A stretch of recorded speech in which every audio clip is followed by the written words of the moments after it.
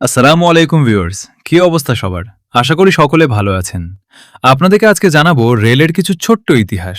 আর দেরি না করে চলুন শুরু করা যাক আজকের ভিডিও। রেলগাড়ি। সমান্তরাল ধাতব পাতের উপরে চলাকে রেলগাড়ি বলে। রেলগাড়িতে অনেকগুলো কামরা বা বগি সারিবদ্ধভাবে যুক্ত থাকে। বাষ্পীয় ইঞ্জিন উদ্ভাবনের সূত্র ধরে রেলগাড়ির জন্ম। বর্তমান বিশ্বে যাত্রী ও মালামাল পরিবহনের কাজে এ গাড়ি অত্যন্ত জনপ্রিয়। জর্জ ফ্যানসনের প্রচেষ্টায় ইংল্যান্ডের 1825 সালের 27শে সেপ্টেম্বর বিশ্বের প্রথম রেলগাড়ি চলাচল শুরু হয়।